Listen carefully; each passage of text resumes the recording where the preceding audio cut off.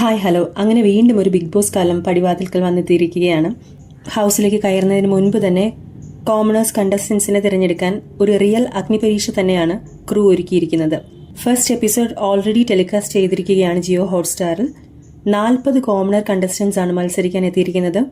റെനീഷ റഹ്മാൻ ഹോസ്റ്റായും രഞ്ജിനി ഹരിദാസ്, അഖിൽ മാരാർ, റിയാസ് സലീം എന്നിവർ ജഡ്ജസായും വരുന്ന ഷോയിൽ 40 കണ്ടസ്റ്റൻസ് ആണ് മാറ്റുരയ്ക്കാൻ എത്തിയിരിക്കുന്നത്. ജഡ്ജസിന്റെ ഇൻട്രൊഡക്ഷനിൽ തന്നെ അഖിൽമാരോട് റനീഷ് ചോദിക്കുന്നുണ്ട്, അഖിലേട്ടനെ പോലൊരു വിന്നർ ഈ കോമണേഴ്സിൽ ഉണ്ടാകുമോ എന്ന്. എന്നാൽ എന്നേക്കാൾ മികച്ചൊരാൾ വരട്ടെ എന്നും അവർ തങ്ങൾ കണ്ടെത്തി കൊടുക്കുന്ന കോമണേഴ്സിൽ ഒരാളാണെങ്കിൽ വളരെ നന്നായിരിക്കുമെന്നും അഖിൽ പറയുന്നുണ്ടായിരുന്നു. ബിഗ് ബോസ് ലവേഴ്സ് തീർച്ചയായും ഈ ഷോ തുടക്കം മുതൽ കണ്ടു തുടങ്ങിയാൽ എന്റെ പ്ലോട്ട് മനസ്സിലാകുകയുള്ളൂ എന്നും റിയാസ് പറയുന്നുണ്ട്. ജഡ്ജസ് സീറ്റിലിരുന്ന് അടിയുണ്ടാക്കരുതെന്നാണ് റനീഷ ജഡ്ജസിനോട് പറയുന്നത്. അഗ്നിപരീക്ഷ സ്റ്റേജിലേക്ക് വിളിക്കുന്നതിന് മുൻപ് ഒരു ടാസ്ക് 40 കോമണർ കണ്ടസ്റ്റൻസിന് കൊടുക്കുന്നുണ്ട്. ഈ 40 കണ്ടസ്റ്റൻസിൽ 30 പേർ ഓഡീഷൻ വഴിയും 5 പേർ മൈജി ഫ്യൂച്ചർ ഫാസ്റ്റ് ട്രാക്ക് എൻട്രിയിലൂടെയും 5 പേർ വൈറ്റ് ഗോൾഡ് ഫാസ്റ്റ് ട്രാക്ക് എൻട്രിയിലൂടെയുമാണ് സെലക്ട് ചെയ്യപ്പെട്ടിരിക്കുന്നത്. അഗ്നിപരീക്ഷ സ്റ്റേജിലേക്ക് വിളിക്കുന്നതിനുള്ള ആദ്യത്തെ ടാസ്ക് മണിച്ചിത്ര താഴെ എന്നതാണ്. 40 പേരുള്ളവരിൽ 20 പേരെ സെലക്ട് ചെയ്യാനുള്ള ടാസ്കാണിത്. 20 പൂട്ടുകളും 20 താക്കോലുകളുമുണ്ട്. അതിൽ ഓരോന്നിലും ഓരോ ക്ലൂകളുമുണ്ട്. പൂട്ടുകളുടെ ക്ലൂ മാച്ച് ആകുന്ന താക്കോൽ കണ്ടെത്തി തുറക്കുക എന്നതാണ് ടാസ്ക്. താക്കോലുകൾ ഒരു സൈഡിലും പൂട്ടുകൾ മറു സൈഡിലുമാണ് പ്ലേസ് ചെയ്തിരിക്കുന്നത്. ഇതിൽ മിക്ക താക്കോലുകളിലുമുള്ളത് സിനിമ ഡയലോഗ്സ് ആയിരുന്നു. അപ്പോൾ അതിന്റെ മാച്ചിങ് കണ്ടുപിടിക്കുക എന്നുള്ളതാണ് ടാസ്ക്. ചിലതിൽ മാത്സ് പ്രോബ്ലംസും. അപ്പോൾ അതിന്റെ ആൻസർ ഉള്ള കീ കണ്ടുപിടിക്കുക എന്നുള്ളതാണ് ടാസ്ക്. അപ്പോൾ ക്ലൂ ഉള്ള കീ ലഭിക്കുന്ന ആളുകൾ ലോക്ക് തുറക്കുന്നിടത്ത് പോയി, ലോക്ക് പ്ലേസ് ചെയ്തിരിക്കുന്നിടത്ത് പോയി അത് തുറക്കുക, മാച്ച് ആയിട്ടുള്ള ലോക്ക് തുറക്കുക. അതിൽ 19 പേർ അഗ്നിപരീക്ഷയിലേക്ക് ഒരു കൺഫ്യൂഷനും ഇല്ലാതെ ഇന്നായിരിക്കുകയാണ്. എന്നാൽ ഇടയ്ക്ക് ഒരു കൺഫ്യൂഷൻ ഉണ്ടായി. അതെന്താണെന്ന് വെച്ചാൽ ഒരു കണ്ടസ്റ്റന്റ്, അതായത് പൂജ എന്ന് പറയുന്ന കണ്ടസ്റ്റന്റിന് ലോക്ക് തുറക്കാൻ പറ്റിയില്ല. സോ പൂജ കീ ഹെൽപ്പ് ചെയ്യുമെന്ന് പറഞ്ഞ ഒരാൾക്ക് കൊടുത്തു. പക്ഷെ അയാൾ കീ തിരിച്ചു കൊടുക്കാൻ തയ്യാറായില്ല. കീ അയാളുടേതാണെന്ന് പറഞ്ഞ് അയാൾ തുറക്കാൻ തുടങ്ങി. ഇപ്പൊ പൂജ പ്രശ്നം ഉണ്ടായി. ദെൻ റനീഷ ഇടപെട്ടു. അപ്പൊ കീ മാത്രം ഉണ്ടായാൽ കാര്യമില്ല, കീ വിത്ത് ക്ലൂ ഉണ്ടെങ്കിൽ മാത്രമേ ലോക്ക് തുറക്കാൻ പറ്റൂ എന്ന് പറഞ്ഞ് ആ വ്യക്തിയിൽ നിന്ന് കീ പൂജയ്ക്ക് തന്നെ തിരിച്ചു കിട്ടി. ബട്ട് പൂജയ്ക്കും ലോക്ക് തുറക്കാൻ പറ്റിയില്ല. കാരണം ലോക്ക് ജാം ആയതുകൊണ്ടാണ്. അതായത് എല്ലാവരും കൂടി ശ്രമിച്ച് ആ ലോക്ക് ജാം ആയി പോയിട്ടുണ്ടായിരുന്നു. സോ പൂജ കൂടി 20 കണ്ടസ്റ്റന്റിന്റെ കൂടെ എൻ്റർ ആവുകയാണ് അഗ്നിപരീക്ഷ സ്റ്റേജിലേക്ക്. അങ്ങനെ ബാക്കി 20 പേരെ പുറത്തു നിർത്തി അവരുടെ ഫ്യൂച്ചർ എന്താണെന്ന് അറിയില്ല എന്ന് പറഞ്ഞുകൊണ്ട് തന്നെ റനീഷ മറ്റുള്ള 20 പേരുമായിട്ട് അഗ്നിപരീക്ഷ സ്റ്റേജിലേക്ക് പോവുകയാണ്. പൂജയ്ക്കുണ്ടായ എക്സ്പീരിയൻസ് ജഡ്ജസ് ചോദിക്കുന്നുണ്ടായിരുന്നു. അപ്പോൾ പൂജ പറയുന്നുണ്ടായിരുന്നു, അവനെ എനിക്ക് പരിചയം ഉണ്ടായിരുന്നു, സോ ഞാൻ അവനെ വിശ്വസിച്ചു, പക്ഷെ അവൻ ചതിക്കുകയാണ് ചെയ്തത്. അപ്പോൾ ജഡ്ജസ് പറയുന്നുണ്ട്, അങ്ങനെ ഒരു ബിഗ് ബോസ് എന്ന് പറയുന്ന ഷോയിലൊന്നും നമ്മൾ ആരെയും വിശ്വസിക്കാൻ പാടില്ല എന്ന്. അപ്പോൾ പൂജ മറുപടി പറയുന്നുണ്ട്, അതൊരു വലിയ പാഠമായിരുന്നു, ഇനി ആരെയും കണ്ണടച്ച് വിശ്വസിക്കരുതെന്ന പാഠം.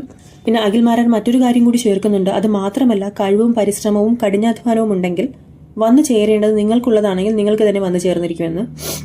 ടാസ്കിന് അഗ്നിപരീക്ഷ സ്റ്റേജിലുള്ള ആദ്യത്തെ ടാസ്കാണ്.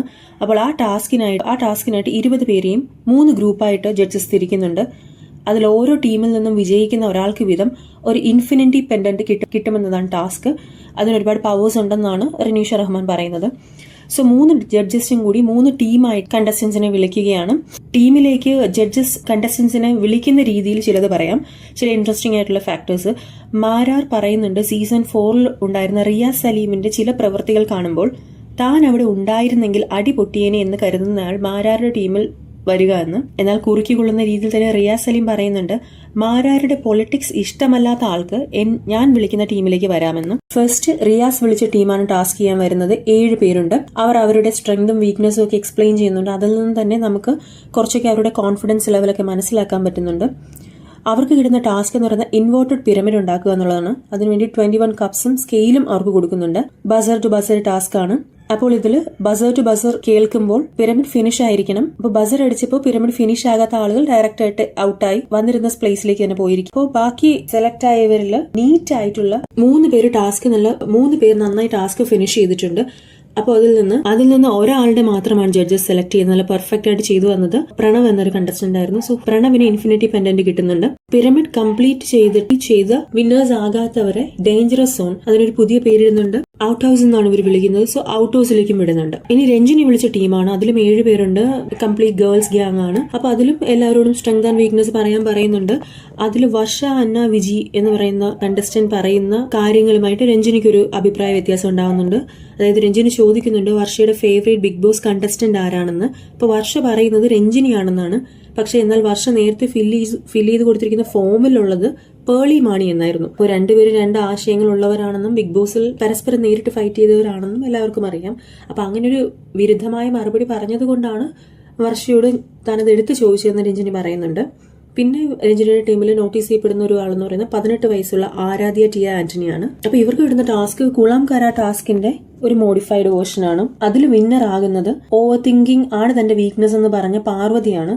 അപ്പൊ പാർവതി ഇൻഫിനിറ്റി പെൻഡന്റ് സ്വന്തമാക്കി. അതില് ഡേഞ്ചറസ് സോണിലേക്കും ആളുകൾ പോകുന്നുണ്ട്. അവർ വന്നിരുന്ന പ്ലേസിലേക്കും ആളുകൾ പോകുന്നുണ്ട്. അങ്ങനെ അഖിൽ മാരാർ വിളിച്ച ടീമിന് കിട്ടുന്ന ടാസ്ക് എന്ന് പറയുന്നത് ഒരു ടേബിൾ ഉണ്ട്. ടേബിളിൽ കുറച്ച് ഗ്ലാസസ് വെച്ചിട്ടുണ്ട്. ഒരു ബൗളിൽ കുറച്ച് ബോൾസും വെച്ചിട്ടുണ്ട്.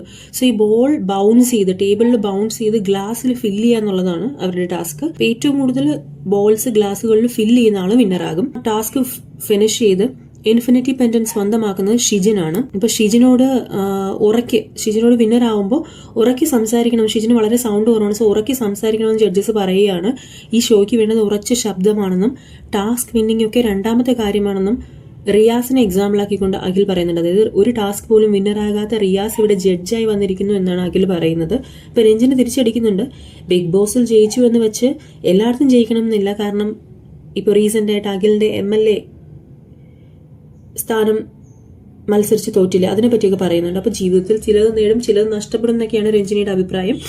അങ്ങനെ 3 വിന്നേഴ്സും 8 ഡേഞ്ചറസ് സോൺ മെമ്പേഴ്സുമാണ് ഈ ഫസ്റ്റ് എപ്പിസോഡിൽ ഉണ്ടായത്. ഫസ്റ്റ് ഇൻട്രോ ടാസ്കിൽ പുറത്തായി 20 പേർക്ക് ഒരവസരം കൂടി നെക്സ്റ്റ് എപ്പിസോഡിൽ കൊടുക്കുന്നുണ്ടെന്ന് റിനീഷ പറഞ്ഞുകൊണ്ടാണ് ബിഗ് ബോസ് സീസൺ 8ന്റെ അഗ്നിപരീക്ഷയിലെ ഫസ്റ്റ് എപ്പിസോഡ് എൻഡ് ചെയ്യുന്നത്. അപ്പൊ നിങ്ങൾക്ക് ഈ ബിഗ് ബോസ് അഗ്നിപരീക്ഷയുടെ ഫസ്റ്റ് എപ്പിസോഡ് റിവ്യൂ ഇഷ്ടമായാൽ ഈ ചാനൽ ഒന്ന് സബ്സ്ക്രൈബ് ചെയ്ത് സപ്പോർട്ട് ചെയ്യുക, ലൈക്ക് ചെയ്യുക. Thank you.